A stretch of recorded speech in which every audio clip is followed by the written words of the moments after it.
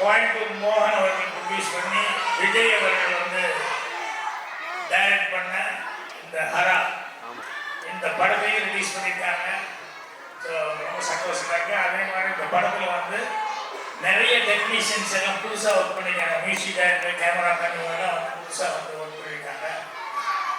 எல்லாருக்கும் அட்வான்ஸ் வாழ்த்துக்களை வந்து நான் தெரிவிச்சுக்கிறேன். அதே மாதிரி கோயம்புத்தூர்லேருந்து என்னுடைய ரசிகமன்றங்கள் இன்னும் அம்மா கட்ட அவர் கண்ணகன், அவர் மோகன் ரசிகமன்றத்தை சேர்ந்தவர், இன்னும் நிறைய பேர் எல்லாம் வந்துட்டாங்க கோயம்புத்தூர்காரங்க. எல்லாருக்கும் என்னுடைய பணிவான வணக்கத்தை தெரிவிச்சுக்கிறேன். நண்பர் மோகனை பற்றி எல்லாத்துக்கும் தெரிஞ்ச விஷயம் ஒன்று இருக்கு. என்னன்னா பாட்டு. எனக்கு அதை விட ரொம்ப பிடித்த விஷயம் மோகன் அவர்களுக்கு வந்து என்ன அப்படின்னு சொல்லிட்டோம்னா, நாங்கள் நிறைய சினிமா துறைக்கிறவங்க எல்லாருமே நிறைய ஃபங்க்ஷன்கள் கலந்துக்குவோம். அப்போ வந்து வழக்கமான சடங்குகள்லாம் இருக்கும், வழக்கமான சம்பிரதாயங்கள்லாம் இருக்கும். ஆனால் எதுலேயுமே இதுவரைக்கும் மோகன் வந்து கலந்துக்கிட்டதே இல்லை. அவருடைய பெஸ்ட் குவாலிஃபிகேஷன் அப்படிங்கிறது அர்த்தம். ஸோ ஒவ்வொரு ஃபங்க்ஷனையும் பார்த்துட்டு இருக்கிறேன்.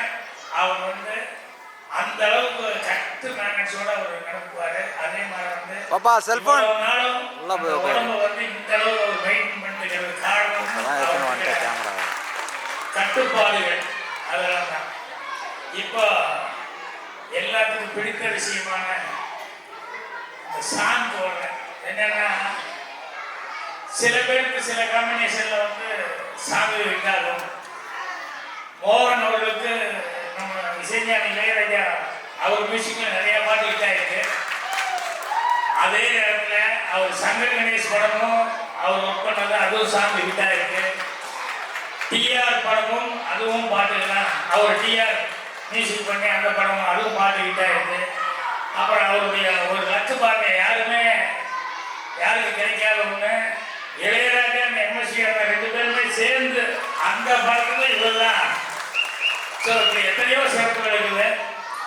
அப்புறம் அவர்கிட்ட என்னன்னா ஒரு நடிகனான பாட்டுக்கு நடிக்கிறதுங்கிறது எல்லாரும் செய்யக்கூடிய ஒன்று தான். ஆனால் மோகன் நடிக்கும் போது தான் அவரே பாடினார் அப்படிங்கிற மாதிரி. அது அந்த உச்சஸ்தாயிலாம் அந்த பாட்டு வரும்போது அவர் அதுக்கு உண்டான அந்த பாவனைகள் கொடுக்கும்போது இந்த நரம்பெல்லாம் கூட அவர் தான் பாடுறாரு அப்படிங்கிற அளவுக்கு. ஸோ இது எல்லாருனாலையும் முடியக்கூடிய சமாச்சாரம். அந்த இசை ஞானம் இருந்தால் தான் அந்த மாதிரி இடத்துக்கு இப்படி மேலே போகுது அப்படின்னு இதுக்கு இப்படி பர்ஃபார்மன்ஸ் பண்ணால் தான் நல்லா இருக்கும் அப்படின்னு சொல்லி பண்ண முடியும். நான் வந்து நீங்கள் தான் பார்த்தீங்க, இப்போ இருக்கிற ஜென்ரேஷன் பார்த்தாங்க என்னன்னு தெரியல. ரொம்ப கஷ்டமான விஷயம் என்னன்னா இந்த அம்பிகா பற்றிங்கிற படத்தில் வந்து சிவாஜி சார் வந்து சிந்தனை செய்வனமே அப்படின்னு சொல்லிட்டு ஒரு பாட்டு வரும். அது வந்து 100 பாடல் பாடுற மாதிரி ஒரு போட்டி, அதில் வரும் அந்த பாட்டு. அது என்னன்னா வெறும் பாட்டுக்கு நிப்பு கொடுக்கறது பெரிய மேட்டர் கிடையாது. அது இந்த ஸ்வரங்கள் வந்து சரிக்காதவங்க அப்படின்னு சொல்லிட்டு அந்த ஸ்வரங்கள் வந்து கண்டினியூஸாக அதிகமாக வந்து ஸ்வரங்கள் வந்துக்கிட்டே இருக்கும் பாட்டில். சிவாஜி சார் மிஸ் பண்ணாமல் வந்து எல்லா ஸ்வரத்துக்கும் பிரமாதமாக வாசிப்பார். அது வந்து அந்த மியூசிக் மேலே இருந்தால் மட்டும்தான் அதை செய்ய முடியும்.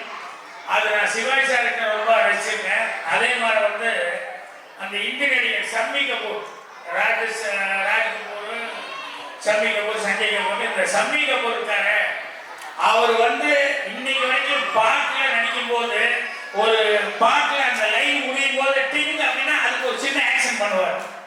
ஒரு சின்ன விதத்தை கூட விடாம அவர் பண்ணுவார். அந்த அளவுக்கு வந்து மோகன் வந்து பாட்டுல வந்து எல்லாமே கான்சன்ட்ரேட் பண்ணி பண்ணுவார். அதுதான் அவர்கிட்ட ஒரு சிறப்பான சமாச்சாரம். எங்கேயும் அதிகமாக சொல்றதுக்கான வாய்ப்பு கிடைக்கல. இன்னைக்கு அவர் பிறந்த நாட்டில் இந்த வாய்ப்பு கிடைச்சி எனக்கு ரொம்ப சந்தோஷமா இருக்கு. அதே மாதிரி நம்ம விஜய் அவர்கள் வந்து அவர் முதல்ல வந்து நம்ம சாரிதாசன் சாரை வச்சு ஒரு படம் பண்ணணும்னு அவருக்கு எப்படி அந்த காசு வந்து என்ன மாதிரி கதை அப்படிங்கிற மாதிரி அவர் திங்க் பண்ணி அதை பண்ணியிருந்தாரு. அதுக்கு அடுத்தது யாருமே இருந்தாலும் ஹீரோனே நினைக்க மாட்டாங்க. நிக்கல இவர் பவுண்டர் படத்துல வந்து இவர் ஹீரோ வச்சு படம் பண்ணாரு. இப்ப நிச்சயமா மோகன் அவர்கள் வந்து இந்த பாட்டெல்லாம் பார்க்கும்போது ஸ்டில்ஸ் இதெல்லாம் பார்க்கும்போது டெஃபினட்டா வேற மாதிரி ஒரு மோகன் அவர்களை காமிக்கணும்னு சொல்லி அவர் ட்ரை பண்ணியிருக்காரு.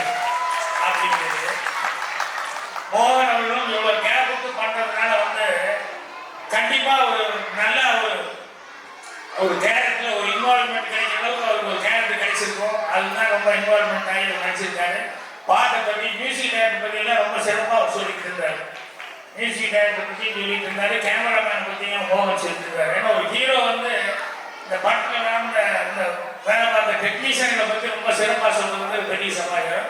அந்த மாதிரி ஒவ்வொருத்தரை பற்றியும் இந்த படத்தில் இது பண்ணவங்களை பற்றியெல்லாம் மோகன் வந்து பர்சனலாக தெரிஞ்சுட்டு பண்ணிட்டு இருந்தாரு. ஸோ மோகன் அவர்களுக்கு இது கண்டிப்பாக ஒரு திருப்பு முனை படமாக அமையணும். அதுக்கு ரசிகர்களுடைய ஆதரவு வைக்கணும். இப்போ எப்படி இந்த ஃபங்க்ஷன் வந்து பிறந்தநாள் ஃபங்க்ஷன் வந்து ரொம்ப கிராண்டாக நடக்குதோ அதே மாதிரி இந்த ஹரா படத்தினுடைய அந்த ஃபங்க்ஷனும் கிராண்டாக நடக்கணும் அப்படின்னு சொல்லி நான் அவங்க பிரார்த்தனை பண்ணிக்கிறேன். அட்வான்ஸாக இதில் வேலை பார்க்குற எல்லா டெக்னீஷியனுக்கும் என்னுடைய மனமார்ந்த நல்வாழ்த்துக்கள் தெரிவிச்சுக்கிறேன். Thank you thank you. நன்றி. கரெக்டாக கூப்பிடுறியா? இந்த வெள்ளம் நீங்க வேற சூப்பர் சொல்லுவாங்கல்ல, எல்லாரும் கஷ்டப்பட்டா கூட பேர் மக்களுக்கு வாங்கிட்டு பாரு. ஓகே பாரு சார், பார்த்து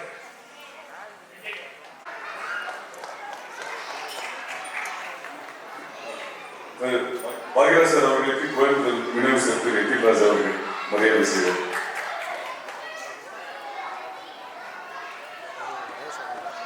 போட்டோ ஓகே.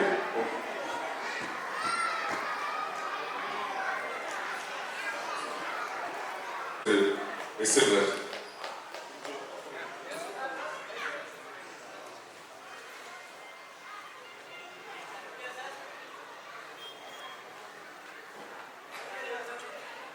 Okay okay. இந்த இடம் ஓகேவா? வீடியோ